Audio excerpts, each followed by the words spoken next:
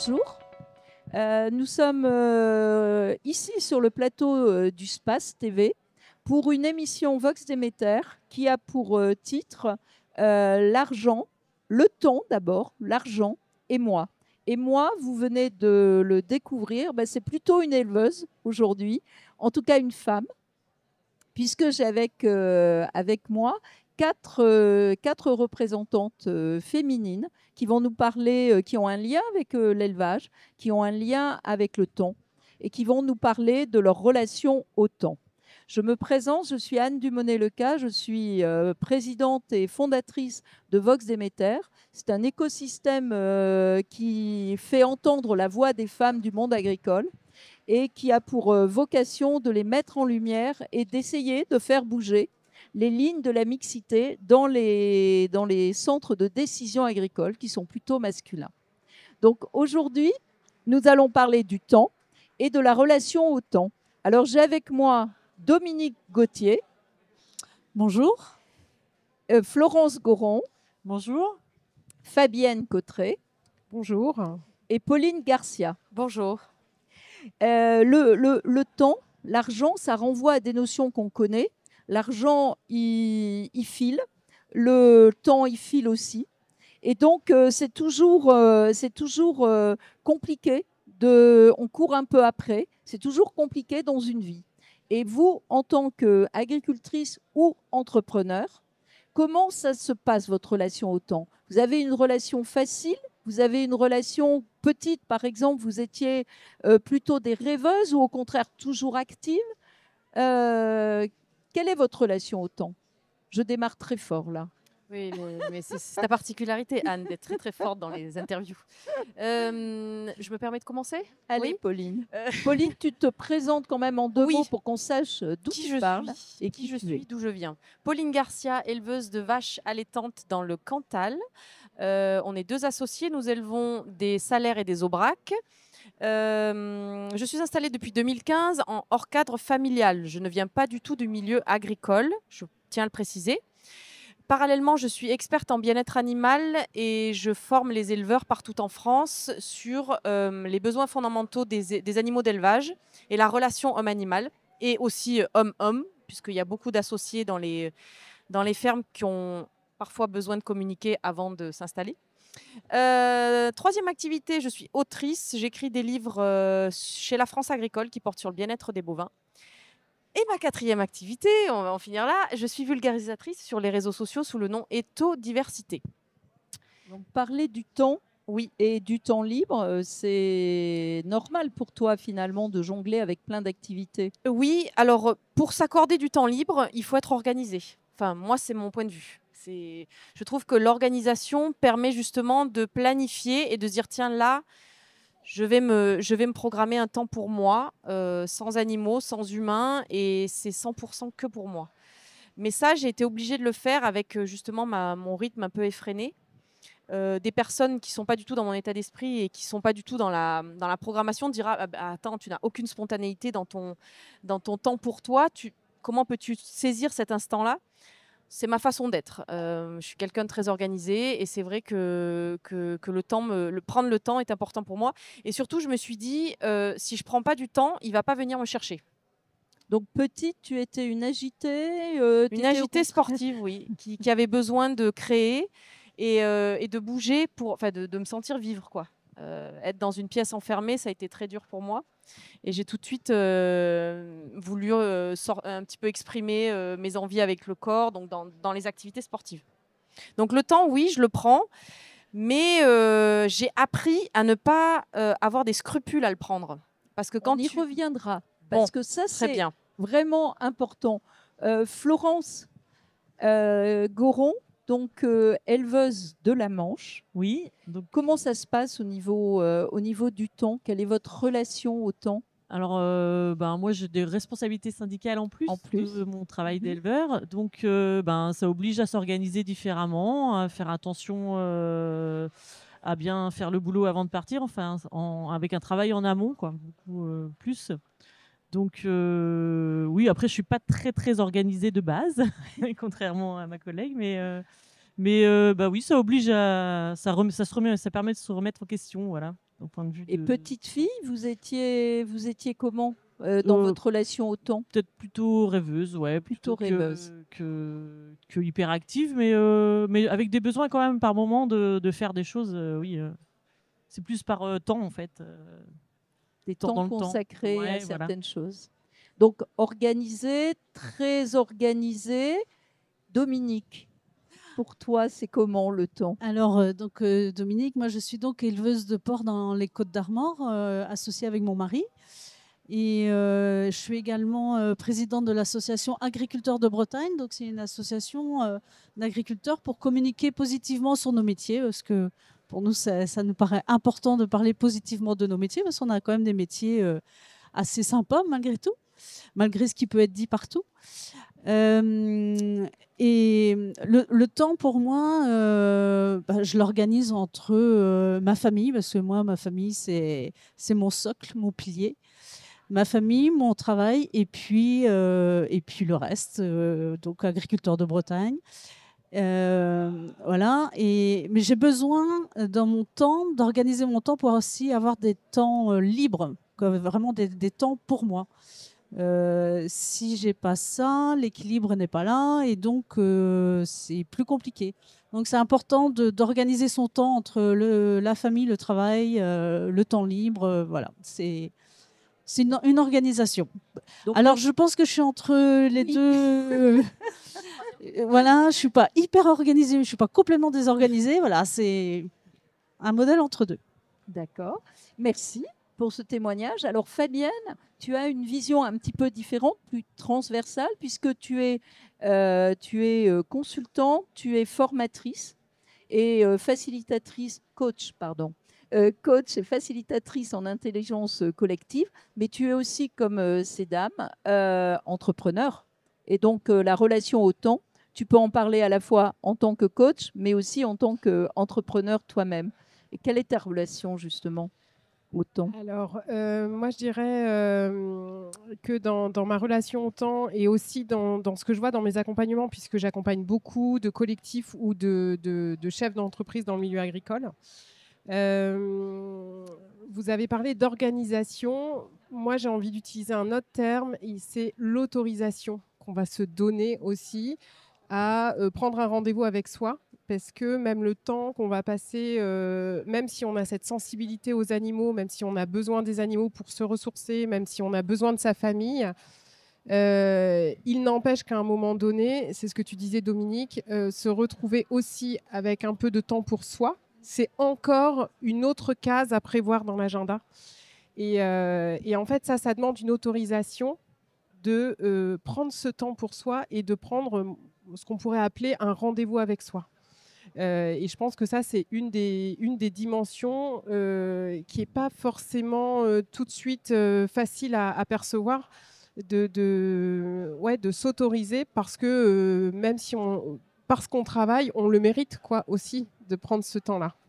Est-ce que vous avez ressenti ce genre de choses, de vous sentir obligé Enfin, le temps libre, c'est pas toujours évident. Est-ce que parfois vous vous êtes dit ah ben là non je peux pas, ou alors carrément le passer sous silence, c'est-à-dire qu'on s'oublie un peu soi-même. Est-ce que vous vous êtes senti légitime quand vous prenez ce temps libre pour vous? Aujourd'hui, oui. Parce que je fais un travail sur moi et je me forme en développement personnel. Donc j'ai pris conscience que tout ce bien-être, en plus, avait des conséquences directes sur mes animaux. Parce que plus je me sens bien, plus je rayonne d'émotions positives et plus la relation tire vers le haut. Par contre, il y a des moments où je suis vraiment en plein rush et je mets de côté ces rendez-vous avec moi. Et là, les conséquences sont désastreuses. C'est-à-dire que je suis énervée, j'ai beaucoup moins de patience.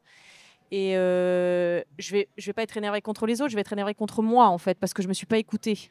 Et je me suis dit, encore le reste qui passe avant. Et ma santé, c'est quand même la priorité. C'est mon corps, c'est mon outil de travail dans une ferme. Si j'en prends pas soin, au bout d'un moment, le corps, il lâche. Donc aujourd'hui, oui, j'accepte. Et enfin, mes rendez-vous avec moi, je les vis en pleine conscience et avec beaucoup de gratitude. Gratitude, c'est important. Est-ce que et la pleine conscience de devoir prendre du temps pour soi, de s'autoriser à. Vous l'avez également toutes les deux eu cette sensation-là que c'était important de prendre du temps pour vous, Florence? Oui.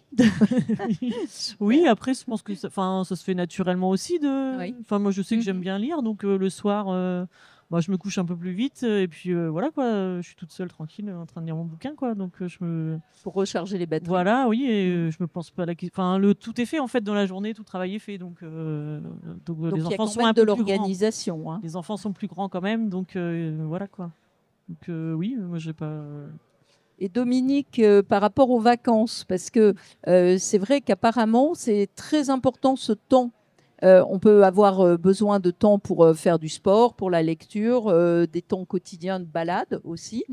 Et puis, il y a aussi les vacances. C'est vrai qu'en agriculture, bon, on a plus tendance à dire il faut travailler dur, il faut travailler beaucoup. Comment on fait pour... Et il n'y a pas beaucoup de vacances. Mais c'est important, les vacances aussi. Alors, pour moi, tout est question d'organisation.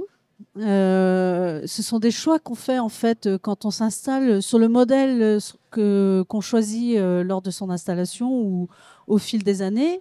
On s'organise ou pas pour pouvoir prendre des vacances. Moi, en l'occurrence, moi j'ai eu de la chance. J'avais des parents qui étaient assez avant-gardistes puisque j'ai toujours été en vacances avec mes parents agriculteurs. Donc c'est vrai que j'ai toujours eu minimum 1 semaine, voire 2 semaines de vacances depuis toute petite. Et c'est quelque chose que j'ai pas voulu perdre. Et quand j'ai fait le choix de m'installer, c'est parce que je savais qu'avec l'organisation qu'on avait sur la ferme, j'aurais ces vacances-là. Alors, il y a des années, c'est un peu plus compliqué, mais il y a des années où, par exemple, cette année, on a réussi à prendre 2 fois 15 jours de vacances. Donc, voilà, en agriculture, je trouve ça trop chouette, quoi. Et quand on part en vacances, on sait qu'on part, que la ferme est bien gérée. On part, on se vide la tête, quoi. C'est un vrai break, quoi. Et on revient et on est bien. On a vécu des belles choses, quoi. Voilà, on est regonflé puis ça repart. Mais ça, quand je veux dire, c'est le modèle de chacun. Chacun fait ses choix et il n'y a pas de jugement à avoir sur le fonctionnement de chacun. Ce qui est important, c'est que chacun soit bien dans sa vie, dans son activité. Et par rapport à ce bien-être que vous ressentez, que tu ressens quand tu pars en vacances, tu penses que tout le monde le fait finalement? Est-ce que... Alors, bien sûr, tu dis... en fonction du modèle économique, du système aussi qu'on a choisi, c'est plus facile que d'autres. Quels sont les facteurs en fait qui facilitent le temps libre ou les vacances, la prise de vacances? Une chose est sûre, c'est que quand on est en élevage, l'élevage c'est 7 jours sur 7. Donc c'est un peu plus compliqué de s'octroyer du temps libre si on ne s'organise pas. Voilà, donc pour ma part, sur la ferme sur laquelle on est suffisamment nombreux pour pouvoir se remplacer en interne. Et donc, ça facilite la prise de vacances. Quand on est sur une ferme où on est, par exemple, un couple, là, c'est vrai qu'il faut plus d'organisation avec des services de remplacement. C'est un peu moins facile. Quand je veux dire, ça roule peut-être un peu moins. Mais c'est aussi une volonté ou pas de vouloir partir. Il y a des gens qui ne ressentent pas le besoin de partir. Bon, faut l'entendre aussi. Moi, j'ai besoin de ça. Moi, j'ai besoin de partir. J'ai besoin d'aller voir ailleurs, de vivre de nouvelles expériences. Donc, ça fait partie de mon équilibre. Et pour chacune, est-ce que c'est la même chose Moi, je trouve qu'il y a une image qui gravite autour de l'agriculteur, qu'il faut travailler beaucoup pour être efficace. Et ça, c'est un problème pour moi, parce qu'en fait, on peut être efficace en travaillant moins.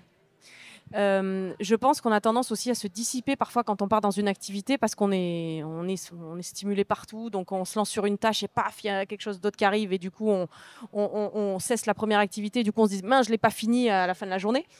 Donc je pense aussi que, et quand on s'installe, moi pendant mon BPREA, on m'a pas expliqué comment gérer une journée. Alors on est clair que dans un élevage, c'est que de l'imprévu, hein. Tu ne gères que de l'imprévu. C'est que ça. Entre les humains, les animaux, c'est que ça. Mais parfois, tu n'as pas des imprévus, mais tu peux te caler au moins des activités dans la journée et essayer de les faire dans le temps que tu t'es fixé. Ça on ne l'apprend pas ça à l'agriculteur. On lui dit, ben voilà, tu travailles, et tant que tu travailles, tu seras agriculteur et un bon agriculteur. Je pense que à la longue, c'est usant. Et surtout, si tu en fais un peu moins, tu vas passer pour un mauvais agriculteur. Et ça, c'est dommage. C'est Fabienne ou Florence. Florence, tu voulais réagir? Oui, par rapport à l'efficacité. Ouais. Donc, je vais juste dire qu'en fait, c'est pas parce qu'on travaille beaucoup qu'on est efficace, quoi. Enfin, loin de là, justement. Et du coup, oui, c'est important ce que tu viens de dire par rapport à ça, quoi, parce que. Oui, Fabienne, je pense que tu as une vision aussi partagée. Alors moi, je partage ça et j'ai envie de partager aussi, on entend des fois, je ne sais pas si c'est un proverbe, qui veut aller loin ménage sa monture. Non. Tu disais tout à l'heure, en fait, mon corps, c'est mon outil de travail, donc comment je prends soin de ça? Et moi, j'ai envie d'ajouter la notion d'énergie, comment je prends soin aussi de mon énergie. Et c'est pas parce qu'on travaille tout le temps que c'est forcément mieux. Donc c'est comme une voiture, à un moment donné, s'il n'y a plus de carburant, ça n'avance plus, quoi. Et le carburant, c'est aussi comment on va se recharger, de quoi on a besoin. C'est pas seulement ce qu'on mange, mais c'est aussi les temps un peu off, c'est aussi l'organisation la vie sociale. de la vie sociale, et c'est tout ça en fait. Et ça s'apprend pas non plus, ni dans le BPREA, ni à l'école. C'est bien dommage. Et c'est vraiment une question de connaissance de soi, de savoir comment chacun va aller rechercher son énergie, au contact de quoi, pour, même si c'est 5 ou 10 ou 15 minutes dans la journée, de quoi j'ai besoin et qui n'est pas négociable pour pouvoir enchaîner tout ce qu'il y a à enchaîner à droite à gauche. Donc ça veut dire qu'il faudrait chaque jour commencer par se poser la question de la journée, quoi qu'il arrive, de poser comme les vacances, me disait Dominique, les 15 minutes ou la demi-heure dont on peut avoir besoin. Est-ce que ça pourrait être une solution? Parce que tu me disais que vous posiez les vacances et après, vous organisez toute l'année autour de ces vacances pour être sûr. Alors, quand on parle, quand on démarre sa journée, c'est vrai que c'est que des imprévus. Voilà, hein. Et moi, je sais que ça m'arrive parfois au repas de midi de sentir un petit coup de pompe. Là, je me dis, aujourd'hui, j'ai besoin de ma petite sieste. Et je la fais. Si je ne la fais pas, je me traîne jusqu'à la fin de la journée. Donc. Et je la fais 20 minutes, puis c'est bon, quoi. Mais je la fais pas tous les jours. Mais quand je sens que mon corps dit stop, là, tu recharges, je le fais. S'écouter. Parce que si on s'écoute pas, ça peut devenir vite compliqué. Et une fois que j'ai fait ma petite sieste, c'est bon, ça repart et on est beaucoup plus efficace, en fait. Mais c'est vrai, il faut savoir s'écouter. Et peut-être que nous, les femmes, on a cette fibre-là où on s'autorise peut-être plus. Je ne sais pas, que les hommes, comme moi, je le vois un petit peu chez moi. Je pense que moi, j'ai besoin de ma sieste, je la fais. Mon mari, peut-être un peu moins. C'est la peur du regard de l'autre, c'est la peur d'être jugé, en fait, qui peut être pour les hommes, pour certains hommes. Ceci dit, tout à l'heure, il y avait un jeune éleveur qui disait justement... moi, quand je me suis installée tout seul sur ma ferme. Il est en aviculture bio et j'ai besoin vraiment de prendre du temps pour moi. Donc, pour moi, c'était vraiment indispensable. Est-ce que dans l'installation, finalement, il n'y a pas ça, cette réflexion à inclure? Si. Et est-ce que c'est féminin, c'est masculin? J'ai l'impression que ça change aussi. Après, moi, j'irai encore plus haut, c'est-à-dire dans l'éducation des enfants. Oui. Je pense que depuis le plus jeune âge, moi, mon fils de 4 ans, il y a des moments où on est un peu dans la course et je lui dis là, on va se poser 1 minute, on met même le chronomètre, tu vois, on met le timer sur mon téléphone et je lui dis là, en 1 minute, on va regarder ce qu'il y a autour de nous et on va apprécier chaque chose qu'on voit. C'est des choses toutes simples, mais mon fils, maintenant, il me dit des choses en me disant « Oh, c'est beau, regarde le ciel, le vent. » Enfin, il ressent des choses. Et alors, c'est mon point de vue, hein, mais je pense que plus on ouvrira le champ des possibles et le regard à l'ouverture, le temps pour soi au plus jeune âge, plus on va un petit peu intégrer cette notion-là dans les mentalités. Alors, ça s'apprend, Fabienne? Oui. Alors, pour moi, j'allais dire, pour rebondir, c'est presque un muscle qu'on a oublié de muscler et avec lequel il faut reprendre contact quand ça fait un peu de temps qu'on n'a pas fait de sport et qu'on s'y met. On a des courbatures, ça va pas bien, etc. Et en fait, là, il y a quelque chose à aller qui n'est pas commun dans la société, qui n'est pas forcément commun dans l'univers agricole, et qu'il faut aller quelque part développer, cultiver, exercer et un peu éduquer son regard, quoi, de réapprendre. En fait, il y a vraiment, moi derrière, ce que je vois aussi dans les accompagnements, y compris entre les générations, parce qu'il y a aussi les jeunes générations qui n'ont pas forcément les mêmes envies, les mêmes demandes dans le travail que les plus anciens, sans faire de généralité, mais c'est aussi ce côté, c'est presque de revoir le rapport au travail, en fait. Il y a vraiment une notion de revoir le rapport au travail. Et ça relie, du coup, la performance dont on parlait tout à l'heure et l'efficacité, le temps pour soi, qu'est-ce qu'on a besoin pour être performant, et éventuellement ce lien au collectif et aux autres. Alors justement, que ça soit Dominique ou toi, Florence, vous avez des responsabilités. Je crois que tu as des responsabilités syndicales. Et toi, dans l'association, en tant que présidente, l'Association agriculteurs de Bretagne, est-ce qu'on ne rajoute pas une couche supplémentaire à l'organisation et à la conciliation? Est-ce qu'il n'y a pas une interrogation supplémentaire, conciliation, la vie pro, la vie personnelle, la vie familiale et la vie avec des responsabilités? Eh bien si, justement, donc ça oblige à remettre en question l'organisation, ce qu'on décide, nous, de mettre en priorité ou pas. Et puis ça nous fait avancer, en fait, de s'organiser, de prévoir, de se dire ah bah tiens, tel investissement, je le ferai bien parce que ça va me faire gagner du temps, alors que ça fait des années qu'on doit le faire et qu'on ne le fait pas forcément, en fait. Et en fait, on y gagne parce que le jour où on se fait remplacer parce qu'on veut partir en vacances ou quoi que ce soit, ou quand quelqu'un nous remplace, en fait, tout le monde est gagnant. Alors, pourquoi y a-t-il si peu de femmes qui s'engagent? Il y en a, hein, bien évidemment, c'est pas ce que je suis en train de dire, mais finalement, beaucoup mettent en avant une charge mentale supérieure avec des enfants en bas âge. C'est plus facile, évidemment, quand on a des enfants plus indépendants, plus autonomes, pour prendre des responsabilités. C'est plus facile au régional ou au local par rapport au national. Est-ce que ce n'est pas une question d'organisation? Est-ce que ce n'est pas justement une focale un peu plus par rapport au temps? Comment, vous qui avez des responsabilités, toi aussi avec tes multiples casquettes, Pauline, est-ce que finalement il y a des recettes aussi pour que les femmes prennent un tout petit peu plus de responsabilités ou qu'elles aient plus de facilité? Qu'est-ce qu'il faudrait faire? Qu'est-ce qu'il faudrait faire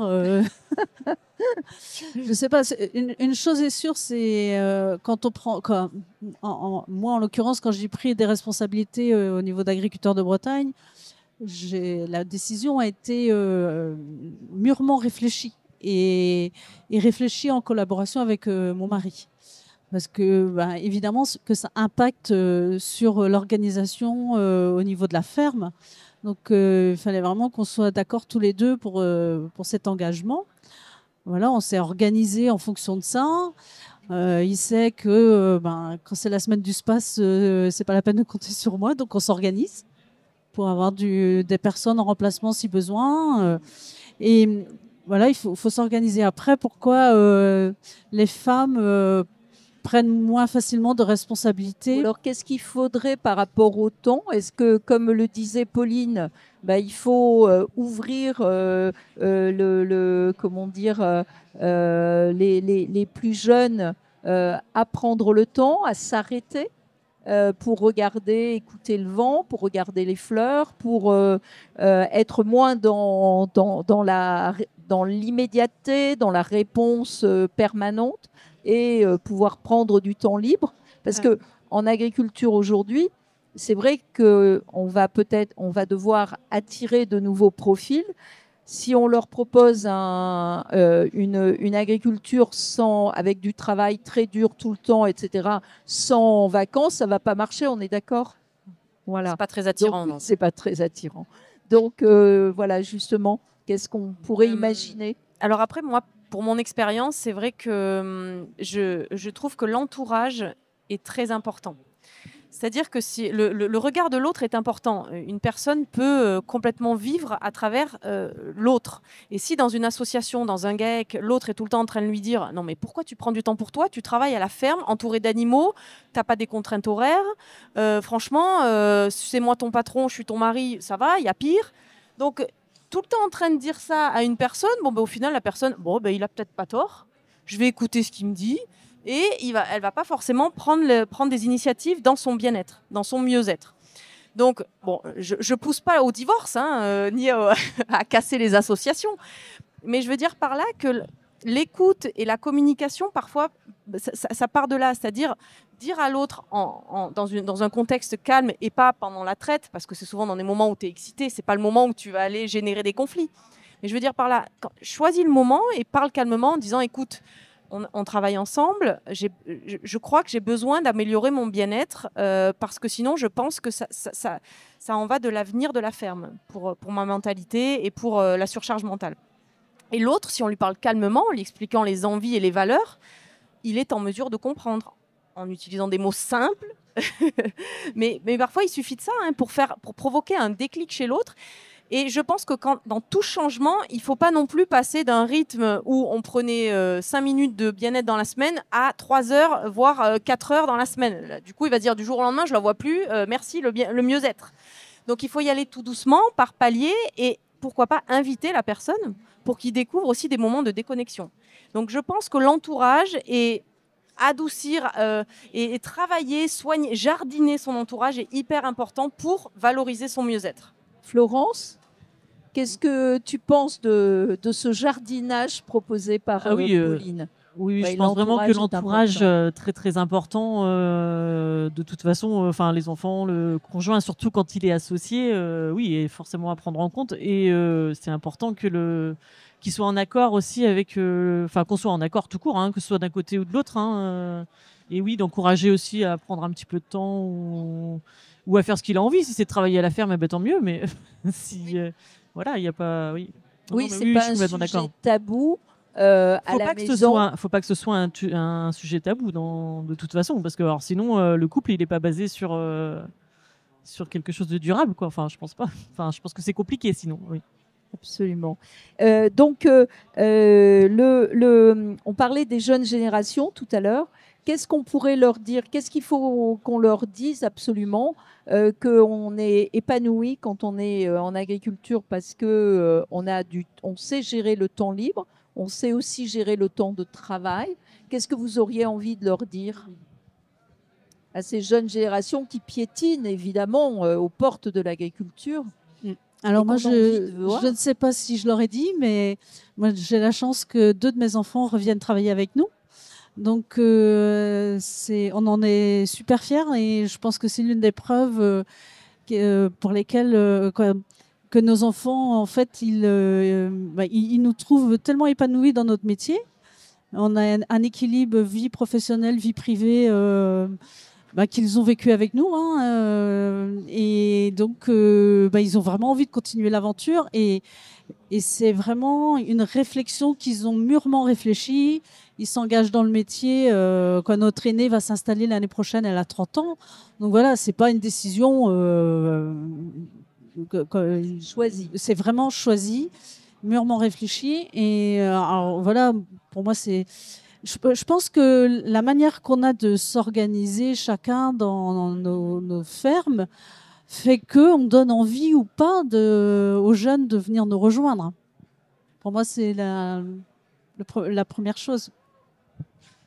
Moi, je rejoins tout à fait ce que tu viens de dire. On a un fils aussi qui a envie de reprendre, qui est avec nous. Et d'ailleurs, on l'oblige un peu à prendre du temps pour lui aussi parce qu'il est à fond dans le boulot. C'est facile. Non, parce que le week-end, il est à fond. Quand il est à l'école, ça va, quoi. Il sort le soir quand même beaucoup. Il revient tard des fois le soir, mais il se lève le matin tôt et on lui dit, non, tu peux aussi... Et c'est vrai que oui, faut leur dire, parce qu'on se dit après, s'il a une vie de famille, s'il a quelque chose, elle sera peut-être pas comme nous du milieu agricole. Voilà, quoi. Donc... oui, et ça fait plaisir d'avoir des jeunes qui aiment bien on a une fille aussi qui veut pas être dans l'agriculture, mais on sent que notre métier, lui, elle est très contente du métier, en fait, elle est très épanouie. Et voilà, donc je pense que oui, dans notre façon de travailler, on doit quand même pas trop mal se débrouiller, quoi. Fabienne, qu'est-ce qu'il faut dire à ces jeunes générations aussi pour qu'elles puissent s'épanouir en agriculture et c'est même pas s'épanouir, pour que certains jeunes puissent y penser?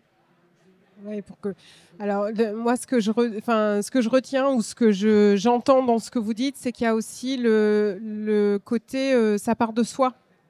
Et en fait, dans ce que vous dites, c'est que le métier fait envie parce que vous avez mis en place quelque part une façon d'être, une façon d'interagir, une façon de développer vos modèles, votre exploitation.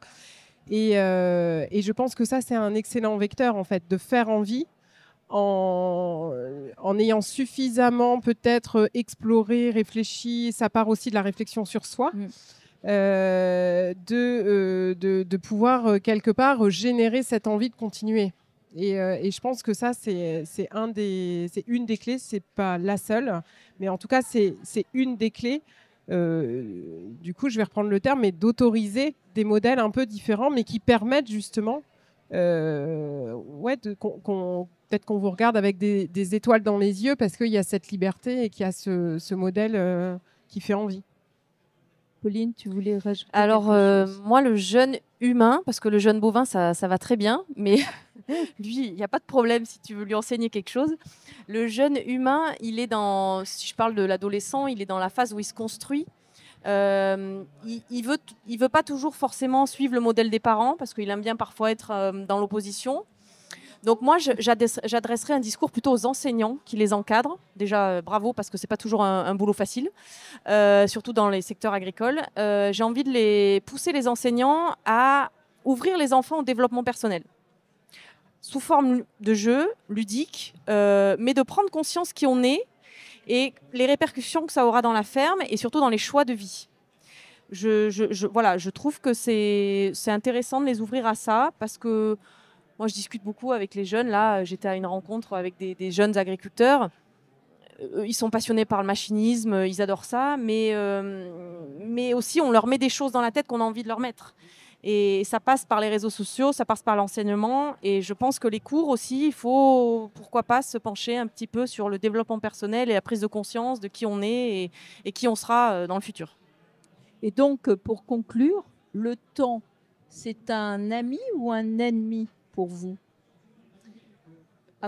Alors, Pauline. Je sais pas. Moi, je m'en suis fait un allié parce que le temps, il fait mûrir, il fait réfléchir. De temps en temps, on aimerait qu'il aille plus vite, mais non, au final. Donc moi, c'est plutôt un allié, mais voilà, il faut travailler en conséquence pour qu'il soit ton allié. Fabienne? Moi, ça a longtemps été un ennemi et c'est devenu un allié aussi. Mais il y a vraiment une question de connaissance de soi pour être capable d'en faire un allié. Donc, il y a une question de développement personnel. Je rejoins complètement ça. Et aujourd'hui, c'est un allié. Moi, il y a des fois, il passe beaucoup trop vite. Et puis d'autres fois, il y a le temps. Donc voilà, ça dépend. C'est très peu organisé comme moi. Donc ça dépend des fois. Quelquefois, après, si faut profiter du temps aussi, et si on s'ennuie, en fait, c'est que, enfin voilà, faut que le temps fasse son effet, et puis on évolue avec le temps. Donc heureusement qu'il est là. Dominique, pour le mot de la fin. Le temps que on se l'organise chacun à sa manière. Il faut trouver son équilibre au travers du temps. Et comme je l'ai dit tout à l'heure, ce qui est important, c'est de trouver son équilibre, d'être bien dans sa vie et surtout de ne pas avoir de regrets. Parce que quand je vois trop de gens qui disent quand on sera en retraite, on fera ceci, on fera cela, je dis mais tu sais pas ce qui arrive demain et moi je veux pas avoir de regrets. Donc moi je veux vivre ma vie à fond, avec le rythme que j'ai, mais je veux pas avoir de regrets. Donc la vie est trop courte et profitons-en et vivons pleinement, quoi. Merci beaucoup pour vos témoignages. Avec plaisir. Merci. Si. Au revoir.